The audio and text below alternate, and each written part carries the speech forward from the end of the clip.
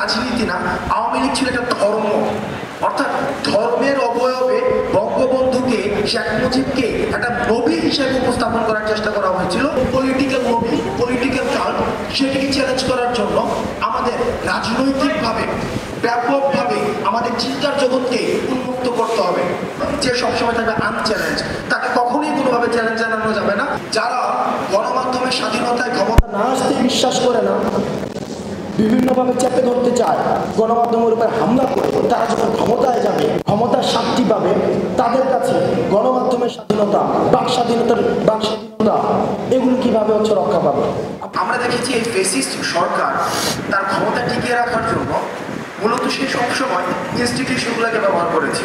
হাইকোর্টের ঘাড়ে বন্দুক রেখে, বিচার ব্যবস্থার ঘাড়ে বন্দুক রেখে, স্বাস্থ্য ব্যবস্থার ঘাড়ে বন্দুক রেখে, শিক্ষা ব্যবস্থাকে পুঁজি করে, আমাদের স্বাস্থ্য ব্যবস্থাকে পুঁজি করে। ব্যাপারটি এমন ছিল, শুধুমাত্র আওয়ামী রাজনীতি ছাড়া অন্য কোনো রাজনীতি যদি কেউ করে, তাহলে তার কোনো ধরনের যৌক্তিক দাবি জানানোর অধিকার তখন ছিল না। যারা অন্তর্বর্তীকালীন সরকারটি গঠিত না হতে হতে রাস্তায় বিভিন্ন যৌক্তিক দাবিতে নেমে আসছে। আমি প্রশ্ন রাখতে চাই, আপনারা এতদিন কোথায় ছিলেন?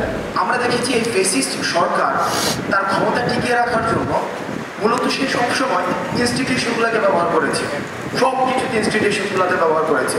অর্থাৎ হাইকোর্টের ঘাড়ে বন্দুক রেখে, বিচার ব্যবস্থার ঘাড়ে বন্দুক রেখে, স্বাস্থ্য ব্যবস্থার ঘাড়ে বন্দুক রেখে, শিক্ষা ব্যবস্থাকে পুঁজি করে, আমাদের স্বাস্থ্য ব্যবস্থাকে পুঁজি করে, এই যে পুঁজি ভিত্তিক একটি বিভাজনের মধ্য দিয়ে, বিভাজনের মধ্য দিয়ে সবসময় ফেসিজমকে সমূলে প্রথিত করে রাখার চেষ্টা করা সবসময় হয়েছে। আমরা দেখেছি 5 জনের যখন হাইকোর্টের রায়টি হয়, সেখানে শিক্ষার্থীরা সেই রায়টিকে প্রত্যাখ্যান করে এবং আন্দোলনটি শুরু করে।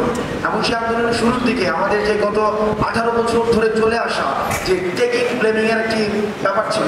টেকিং ব্লেমিং বিষয়টি যেমন, যখনই কেউ কোনো যৌক্তিক দাবিতে মাঠে আসতো, তখনই তাকে রাজনৈতিক পরিচয়ের মধ্যে দিয়ে কালার করা হতো।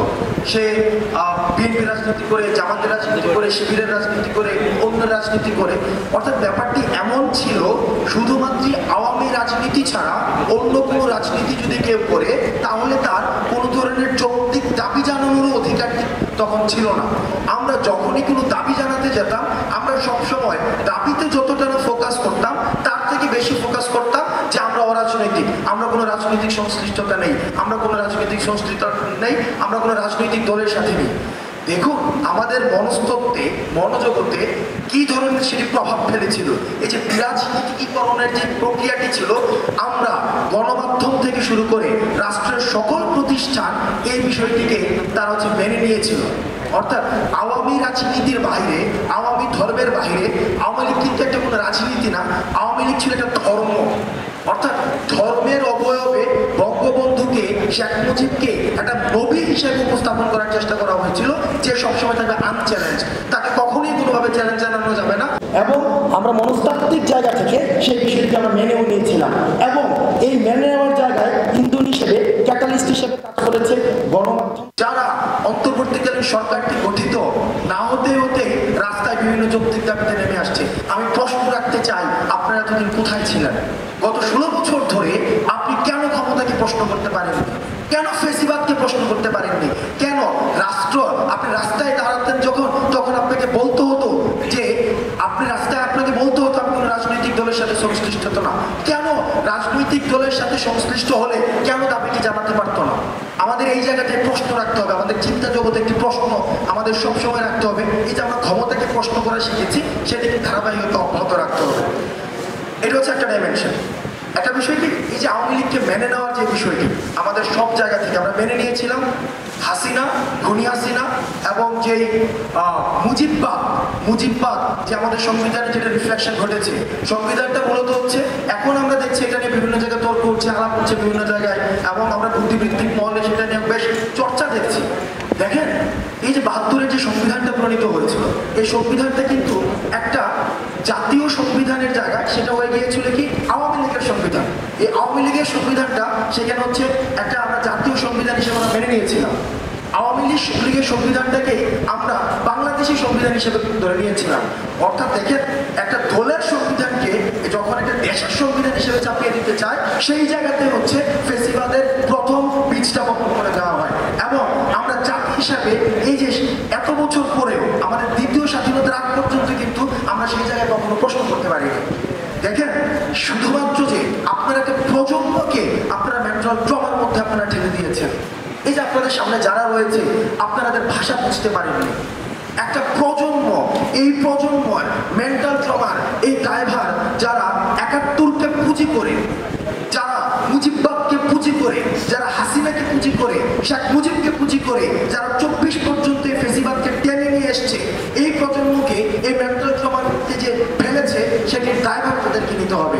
এবং সেটির ড্রাইভার তারা যদি স্বীকার না করে, তাদের দোষ যদি স্বীকার না করে, তাহলে পরবর্তীতে যে তাদেরকে রাজনীতিতে পুনর্বাসন যে চিন্তাটি করছে সেই চিন্তাটি তাদের বুমেরাং হবে। আওয়ামী লীগ প্রথমেই বলেছিল কিন্তু দল ছিল না, কিন্তু এটা একটা ধর্ম ছিল। এই আওয়ামী লীগের ধর্মের অনেকগুলো জনরা ছিল। আওয়ামী লীগ কালচার ছিল, আওয়ামী লীগ মিডিয়া ছিল, আওয়ামী লীগ ইনস্টিটিউশন ছিল, আওয়ামী লীগ পোশাক ছিল, আওয়ামী লীগের খাবার দাবার ছিল।